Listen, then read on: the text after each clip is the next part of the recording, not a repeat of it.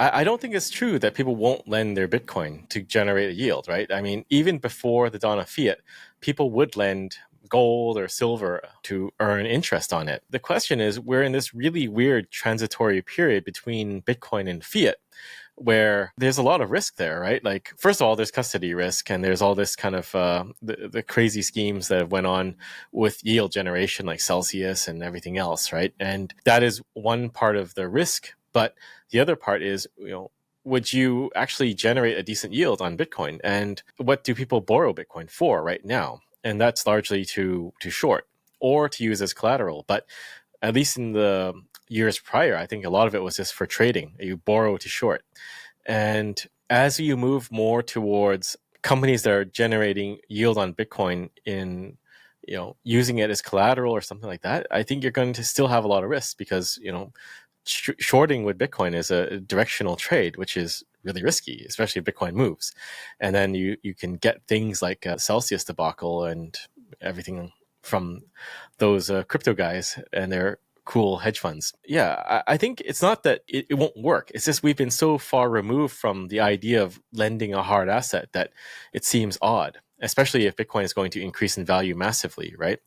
And the yields on dollars are higher. So we're kind of at this weird place where nothing is either one way or the other. But I think in a post-hyper-Bitcoinized world where everything is Bitcoin, you will have people lending. And I think deflation is not necessarily a bad thing because technology is inherently deflationary. And we should always be advancing technology. And that relates to energy production too. So everything should get cheaper over time, assuming the money supply was not bastardized. One really good example I think normal people might understand well is AI. Like, you could spend hours researching something and reading a bunch of websites, and now you can ask an agentic AI, and it'll read things for you and summarize it quite well. Like, Grok is actually quite good at this, and Claude and a lot of these other AI softwares are really good. So if it can do something in 2 minutes that would normally have taken me hours to do, that sort of exemplifies the deflationary nature of technology. So everything should get better and better over time because we, as a species, gets better and better over time at specializing and building technologies and deploying these technologies. So the money supply, it's almost like a false argument that you've grown up in a world that is inflationary and you're just scared to hell of something that could be deflationary. But there is no reason to be scared because, there should be actually no inflation. Like, why do we have this 2% target? Why do we think that's normal? And a lot of people won't have the answer to this, but it is because the gold supply is inflationary at roughly 2%. So you have this thing that's totally disconnected from gold, and you attribute it with the same characteristics of gold, and it seems to feel natural and safe to people now, but it just makes zero sense whatsoever. It's like someone launching a new crypto coin, and in this day and age, they've largely given up on it. But let's say they add proof of work. Did the proof of work make it secure? Not really, but it looks like Bitcoin because it's proof of work, but it probably has nothing to do with it. And a lot of blockchains these days, like especially the Bitcoin forks, they add checkpoints to it too, which is someone basically saying what the truth is. It's not the proof of work dictating the truth. It's some small group. And that's why a lot of them have dispensed with proof of work because, it doesn't matter at the end of the day. It's all proof of stake or proof of authority or whatever. It comes down to a group of people, not unlike the Federal Reserve, dictating monetary policy. And you can hide that by adding these technology systems into the mix. And that fools the retail people. But yeah, like the whole idea of 2% inflation is just, it doesn't matter. Like it sounds safe and it sounds like a reasonable number and it sounds low, but it has nothing. It's neither here nor there. Like you could be at 0% inflation. You could even be deflationary, but we all know that's not possible with the money printing. What do you think that Bitcoiners should be focused on? So we kind of ran through this whole series and kind of laid out like, this is what's going to happen. This is what, Samson thinks, is what we're thinking in the coming years here, probably sooner than the average person really realizes. How do you suggest Bitcoiners prepare? Because there's going to be, whether the USD price is there or not, like we talked about, it's the purchasing power of the sats you hold will continue to increase over time. That is the fundamental thing that Samson laid out here, and what is so important to understand. What do you suggest individuals, Bitcoiners, do that are accruing more wealth? Is it building citadels, starting new cities, running for office, like how, getting physically fit, your nutrition, like what should Bitcoiners be doing and focusing on as they start to acquire? Because that wealth is coming from, like we said, nation states, or you outline nation states, entities, people that have this want the Bitcoin, and they're trading you, and now you have this purchasing power. What does that look like for Bitcoiners as we move forward?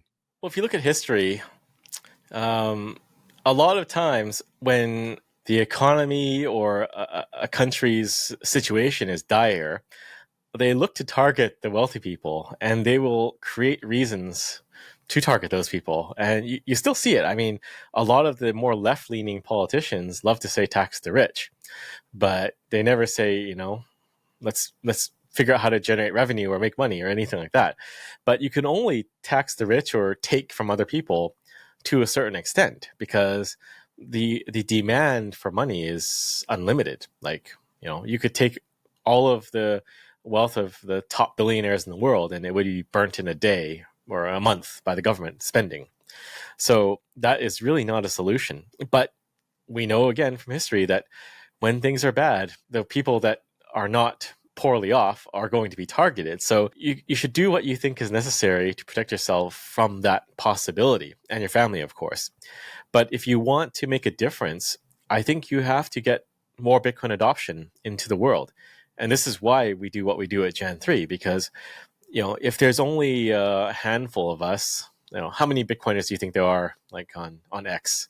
Well, let's say like 100,000. Maybe there are a lot of lurking, right? Who knows?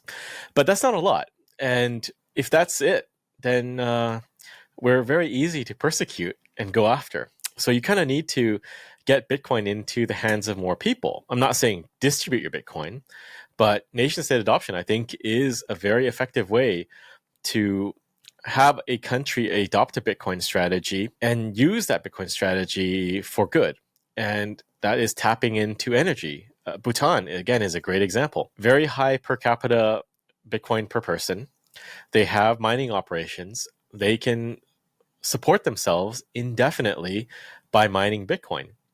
And there are many examples of this model, like in the Middle East, like the UAE or Saudi Arabia, where the oil can finance everything. You don't need to tax the population. But to get from, the possibility of mining Bitcoin to mining Bitcoin, there's a road there, right? And it's plagued with barriers and obstacles and everything. And those are the things we have to get around. But just taking Canada as an example, I haven't run the numbers for a while, but like 4 years ago-ish, you could fit 3 entire Bitcoin networks in Canada. And now maybe it's 1, maybe 1.5 networks, but that's still massive. So the potential for a lot of countries to mine Bitcoin to finance themselves is massive. And it's not just countries with hydro. I mean, the Philippines, Indonesia, these are like the top 2 countries with the geothermal potential. But to tap into those geothermal reserves takes time. To build up mining farms and get the equipment takes time too. So I think this is the way we have to go. If you're really trying to plan ahead and plan for a better future with Bitcoin, I think it is helping us, or just doing it on your own if you don't want to work with us, just to orange pill the countries to get them self-sufficient in terms of Bitcoin. And that is probably going to make the biggest difference, because they'll be able to finance social programs and, all these things that will be needed if fiat dies very rapidly. We've been drawing these parallels, or just explicitly talking about bottom-up education and what you guys are doing, and then what Bitcoin Trading Cards is doing, and then also Convert the King, which again is what you guys are doing as well. What can a country do though to help the population? In El Salvador, again, it's in the news, and they have had the IMF dealings like we talked about. But is it what could America do, for instance? Is it no capital gains on it? Is it a de minimis exemption? Is it full legal tender? What is kind of the recipe that you see that it's like, hey, you know what? This is the recipe that we need to operate in when it's a nation state doing, X. If you want the answer to that question right there and you like that spicy clip, check it out here. Come on, we'll see you in there. But if you want the full interview in its entirety, all the spicy clips put together, and you're not going to want to miss it, believe me, then check that out here. Come on, we'll see you in there. Do it.